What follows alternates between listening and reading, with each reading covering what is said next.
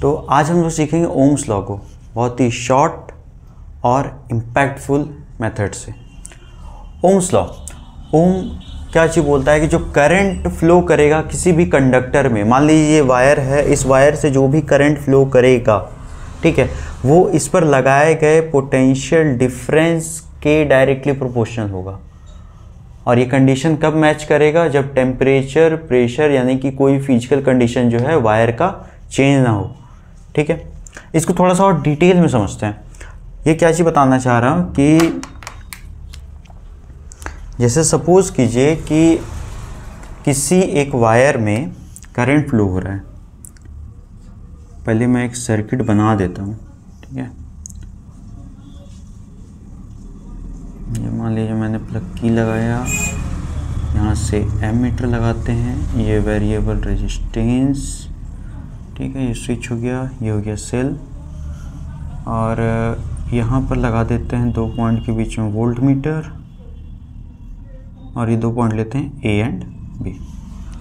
तो होगा क्या कि जैसे ही सेल से करंट का फ्लो स्टार्ट होगा, ये ओम लॉ ये जी बता रहा है कि इन दोनों पॉइंट्स पर, ठीक है, जो भी आपने पोटेंशियल निकाला, मतलब जो भी पोटेंशियल लग रहा है उसका जो डिफरेंस आएगा, ठीक है, मतलब जो नेट पोटेंशियल निकलेगा इन दोनों पॉइंट पर।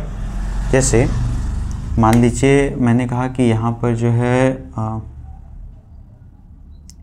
3 वोल्ट का पोटेंशियल था और मान लीजिए यहाँ पर था 5 वोल्ट का, सपोज कीजिए। तो होगा क्या कि नेट पोटेंशियल कितना निकलेगा? 2 वोल्ट का। तो हम बोलेंगे कि ये जो 2 वोल्ट इसमें पोटेंशियल लगा, उतना ही अमाउंट में करंट भी फ्लो करेगा। मतलब अगर नेट पोटेंशियल डिफरेंस मेरा 4 वोल्ट का आ रहा, तो हम कहेंगे कि करंट कितना जाएगा? 4 एम्पियर। फिर बोलेंगे अगर 5 वोल्ट का है तो 5 एम्पियर, 6 वोल्ट का है तो 6 एम्पियर, ऐसे करके करंट मेरा फ्लो करेगा। यानी कि ओम ने ये चीज़ क्लियरली समझाया कि किसी भी 2 पॉइंट्स के बीच में जो भी आपका पोटेंशियल डिफरेंस निकलेगा, उसी के रेशियो में आपका करंट फ्लो होगा। पोटेंशियल का काम क्या होता है? करंट को धकेलने का, करंट को धक्का मार करके भगाने का काम कौन करता है? पोटेंशियल, ठीक है। तो जितना अमाउंट में पोटेंशियल होगा उतना ही अमाउंट में करंट क्या होगा? आगे बढ़ेगा, ठीक है। कंडीशन इन्होंने क्या दिया कि टेम्परेचर, मान लीजिए वायर का टेम्परेचर क्या हो? बढ़ना नहीं चाहिए। वायर पे प्रेशर क्या हो? नहीं लगना चाहिए। क्यों? क्योंकि अगर मान लीजिए वायर का टेम्परेचर बढ़ा दें, तो टेम्परेचर जैसे जैसे बढ़ेगा, वायर में जो फ्लो ऑफ चार्ज है उसका अमाउंट जो है वो धीरे धीरे करके रिड्यूस होने लगेगा। ऐसा क्यों? ऐसा इसलिए क्योंकि इन्होंने आगे जा कर के बताया कि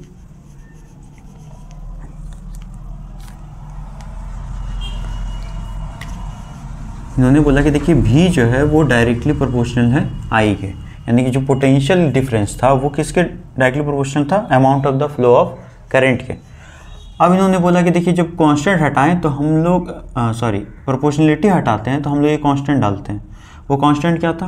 उन्होंने कहा कि ये मेरा कांस्टेंट होगा R, और R जो होगा वो इक्वल टू होगा V/I के।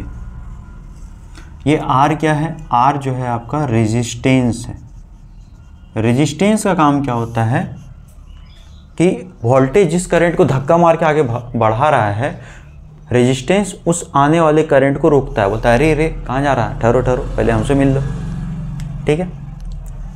तो ये क्या करता है? ये अपोज करता है। वोल्टेज धक्का मारता है इधर से, करंट फिर जाता है आगे सर्किट में। रेजिस्टेंस क्या करता है? फिर उसको बोलता है नहीं नहीं वापस जाओ, नहीं जाना है। तो होता क्या है? धीरे धीरे करके करंट जो है वो गुस्सा हो जाता है। गुस्सा होता है तो वो वायर को कर देता है गर्म। अब जैसे ही वायर गर्म हो जाएगा तो रेजिस्टेंस क्या होगा? रेजिस्टेंस को और दम लगाना पड़ेगा। धीरे धीरे करके क्या होगा? रेजिस्टेंस बढ़ते जाएगा, और एक टाइम ऐसा आएगा जब वायर पूरा हीटेड हो जाएगा।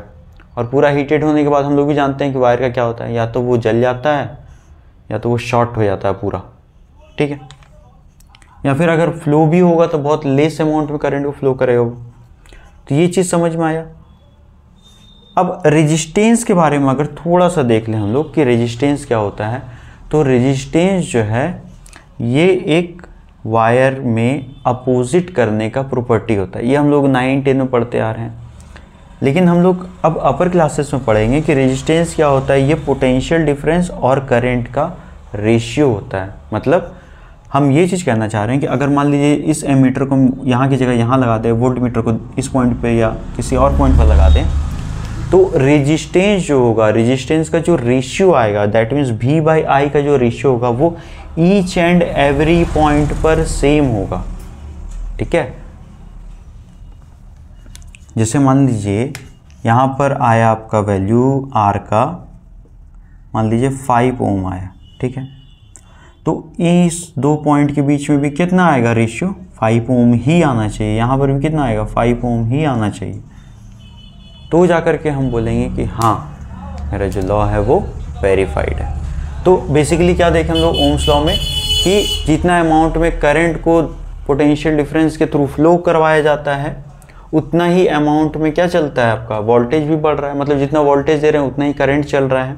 ठीक है, कंडीशन साथ में क्या दिया गया कि टेम्परेचर, प्रेशर, यानी कि जो फिजिकल कंडीशंस है वो कांस्टेंट रहना चाहिए, चेंज नहीं होना चाहिए। अगर वो चीज़ चेंज हो रहा है तो ओम्स लॉ जो है वो वैलिड नहीं होगा। ये चीज़ क्लियर है? क्यों? क्योंकि ओम्स लॉ क्या है, यूनिवर्सल लॉ तो है नहीं कि हर जगह चलेगा। तो यही था मेरा ओम्स लॉ।